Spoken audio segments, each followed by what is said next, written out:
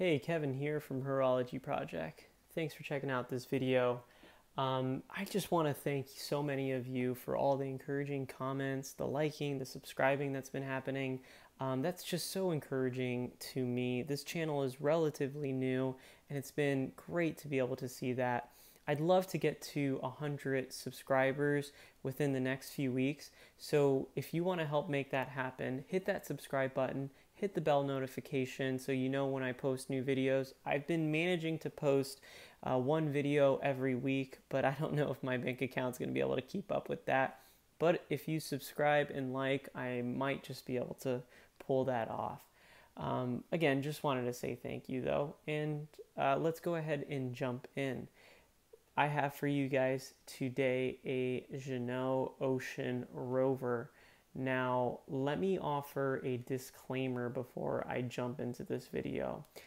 As of last week, in the beginning of July in 2019, an article was published by a gentleman who goes by the name of Sea Dweller on the forums, who has allegedly exposed Ginault, who has basically built a case against Ginault, detailing that Ginault is the same watchmaker as this gentleman named TC, who is a high-end replica watchmaker for Rolex's 16610. He's since retired, and the thoughts are he retired to go to Ginault. So he came out with this article that really gives a good case to see these two people as the same. That kind of made it difficult for me to decide whether to show you guys this watch or not. I had purchased this watch before all of that had happened, so this was already in the mail and on its way to me before I found out all about that. So in some ways I feel committed to doing this review. And then on top of all of that, I had actually bought two other Ginault watches. John had given me a slight discount to review one of the watches, and then I got into the early adopter promotion for the Ginault Ocean Rover 2, which should be coming out at the end of this year. I have since canceled both of my orders with Ginault and have been refunded by them. But since I had bought this watch already, I figured I'm going to just go ahead and talk about it as objectively as I can as just a product. And I'll spend a little bit of time on the back end just kind of talking about the controversy, Homage watches in general, and just maybe having a discussion with you guys on what you think of that. So I just kind of want to offer that disclaimer and just say that I'm just going to be talking about this watch, and you do what you will with the information, but I figure I can at least show you this watch for those that are still interested. So I have a ultra rare Ginault prototype. This is Ginault's 180165 C1LN. If that wasn't enough letters, I don't know what is. I guess Omega probably has them beat because they're the only other watch brand that I know that uses a crazy amount of numbers. But this watch is very rare. This Ocean Rover is, as I said, the prototype version to what eventually became the standard Ocean Rover. So there was only 39 pieces of this watch made as indicated by the serial on the back of this watch. And it's pretty cool to have one of 39. I've never really had a limited edition watches, especially a limited edition watch that is only 39 samples out there. So I felt pretty fortunate to have bought this watch online on eBay when I did. So it's pretty cool. So let me go ahead and just kind of talk about the watch and kind of walk you through this watch. This is Ginault's Ocean Rover, as I've said.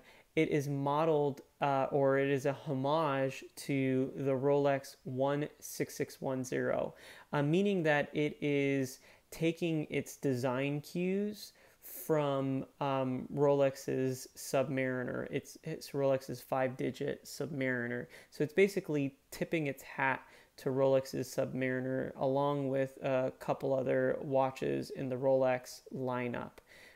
This watch measures at 40 millimeters across the diameter of the watch.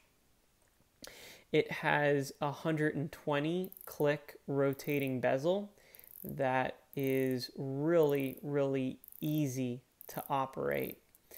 It has crown guards, a screw down crown with a signed logo. It is crafted from 316L stainless steel, 47 millimeters from lug to lug, 20 millimeters across. It has solid end links. It has a oyster style bracelet with a folding clasp and a glide lock system. I'll show you that a little bit more later. And it has Ginault's caliber 7-75 movement inside, which is basically a reinterpretation or a copy of the ETA 2824, since ETA's patent on the 2824 has since expired. Ginault has kind of picked that up and created their own in-house version of that, as Sellita has done as well as a few other watches, I think, out there. So this watch is Divers 6425, I believe, certified for 100 feet or 300 meters of water resistance. What's different about this watch, probably the biggest differences about this watch from the current Ginaults, is it has smaller applied indices. So the indices that kind of surround the watch on the current Ocean Rovers are what is called maxi indices, meaning that they're just kind of the bigger style of the modern 6-digit Submariner that's currently out. And then the sword hands are also similar to the ones in the current Ginaults, but those are also bigger on the standard Ocean Rover. So a few things as far as design of this watch. I've already said that it relies on the Submariner. I'm going to kind of take you through everything that it's borrowing from that at least comes to my mind. So the case of this watch borrows mainly from that 5-digit Submariner, the 16610, along with its bezel action, its crown guards, just all of that placement. The dial itself also borrows from that. The new version, the standard Ocean Rover, borrows from the newer 6-digit subs, but this one borrows from the older one. It has Superluminova, which a typical Ginault watch has the blue Smurf lume or the sand lume. This one has the green Superluminova. It also has a date complication, but as you can see, I don't have the date magnifier. I have more of a domed sapphire crystal, which is kind of a little bit in the Submariner's even older past to have that domed crystal like that. They usually had that on the no date versions, but this kind of gives it a little bit of a Sea Dweller look, as the Sea Dwellers still have the date windows, but with no magnifier on it, or Cyclops. The bracelet of the watch is a classic oyster, but the oyster bracelet is more in line with the modern 6-digit sub. The tolerance on it are really good. There's almost no flex in the bracelet. It's nice and tight, and it has a pretty cool clasp system that, again, is just basically coming from Rolex. Everything that, in some ways, you can say everything that's great about this watch is a product of Rolex, but has been crafted by Ginault. And Ginault has done a good job at making this watch a real looker. So this has a folding clasp that you unlock right there with some detents on the side that keep that in place, and then you kind of pull this up. But what's neat about this class is it has a glide lock system. So in years past, you might have had push pins or screws to have to deal with links, or if you're lucky enough, you had a micro adjustment on the side. Well, with this watch, you can literally just pull down on the clasp like so, and then adjust. So if it's hot and your hand is starting to swell and you need to give it a couple extra links, boom, you just get to the spot you want, and then you press right down. And the action on it is very, very smooth. I have no complaints whatsoever. So overall, this is a really well-designed watch. It's very beautiful to look at. It's obviously very controversial.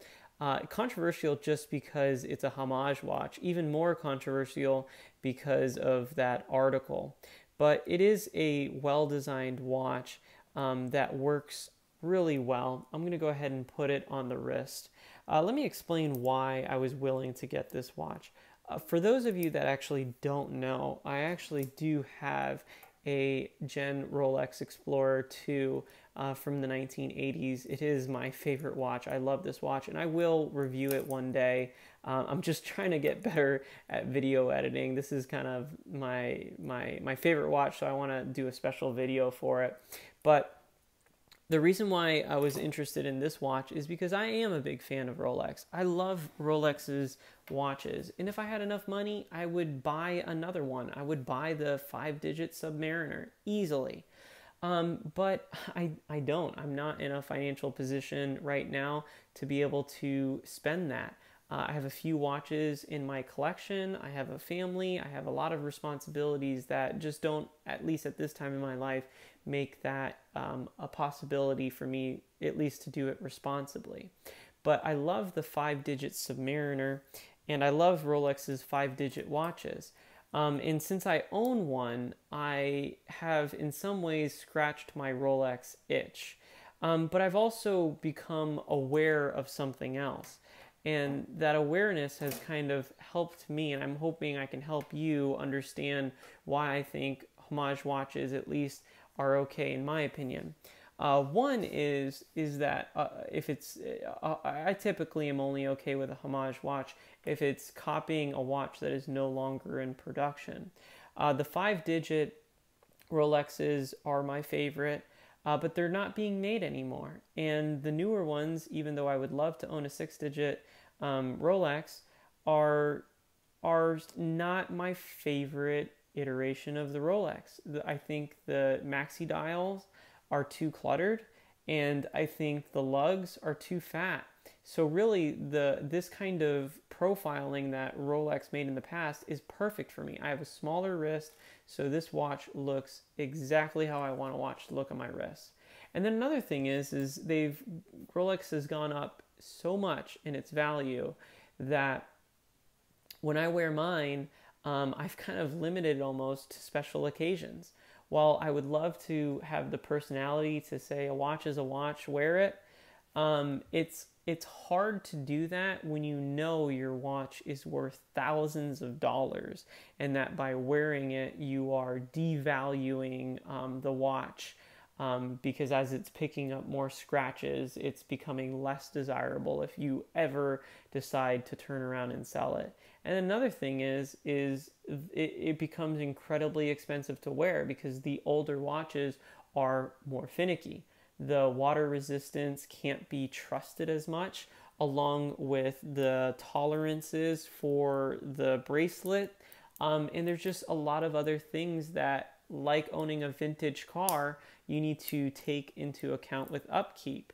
But in reality, these watches are supposed to be our tools. So it's nice to be able to own a watch that is cheap enough, or at least affordable enough, that if you scratch it or dent it, bang it, that you're not going to feel like you're really hurting your wallet.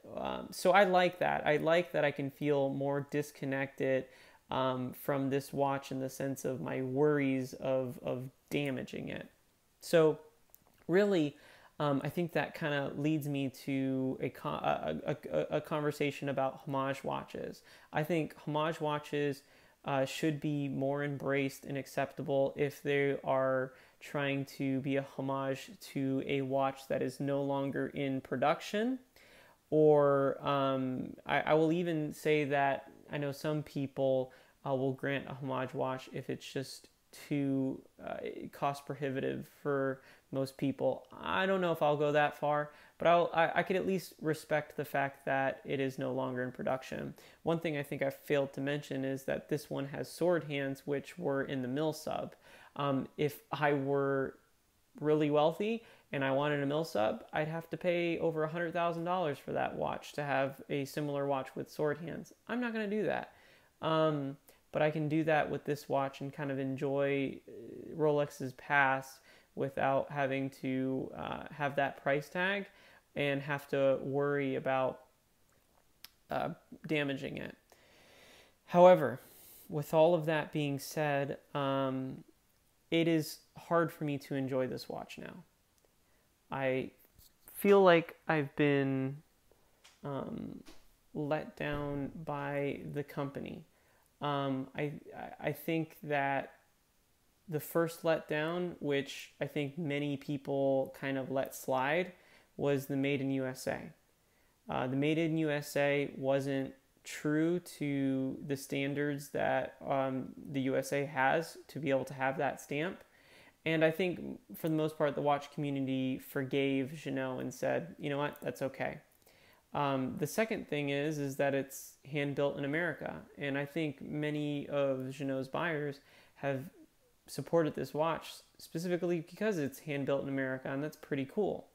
But with everything that's come out, it seems a little bit more questionable. At least it seems like there's a lot more Chinese and foreign involvement in possibly maybe even a very illegal, definitely illegal past if Ginault was in the replica world. So it kind of makes this watch a little bit dirty, if you will, where when I wear it, I don't like feeling like I have a controversial piece on my wrist. Just morally, I just don't enjoy that. So because of that, it has kind of taken away some of the fun that I have in this watch, or the reason why I wanted to buy it in the first place. So, you know, I guess with all of this being said, do I think this is a well-built watch? Absolutely. Do I think it's worth the money that Ginault is asking? Yeah, I actually do. I think that this is probably one of the best watches that you can buy bang for buck at its price range. It is really hard to find a watch that has a movement, even if it's a discontinued one, that they're doing in-house, to have this level of accuracy, this level of care, solid end links, glide lock type system, a very, very nice rotating bezel, great lume, an enamel dial, which, by the way, it's really hard to have these kinds of dials. Applied indices, I mean, the list kind of goes on and on and on. This is a really great watch for its price, especially if you were a lucky one to get a discount in the early stages of these watches coming out. So I mean, I really, really, really like Ginault, and I like the products that they produce. It's hard knowing that there might be some questionable things.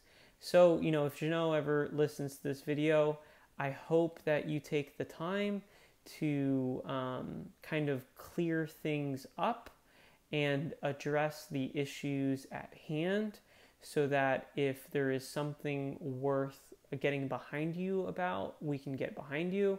But if things are as they may seem right now, that you try to do your best to do the right thing in that situation. And I'll just say, I'll just leave it at that. So kind of turning the table and opening it up for discussion, what do you think about homage watches? Do you have your own kind of moral code on whether or not a homage watch is acceptable? I've kind of mentioned before, I think they're okay, at least for me, I think they're okay if they're trying to mimic a watch that is no longer in production before, like a mill sub, or like what Ginault tried to do here with the 5-digit kind of Rolex's greatest hits, or Steinhardt's OVM. What are your thoughts on that? What are your thoughts on Ginault and the Replica watchmaker that he's being accused to be? Does that ruin the brand for you? Are you okay with the fact that Ginault might have a questionable past? Or do you even think that if all of that information is true, that Ginault can in some ways salvage the brand and get on the right road to be able to, I guess, move forward from all of this? I'd love to hear your thoughts, and I guess I'll talk to you on the next one.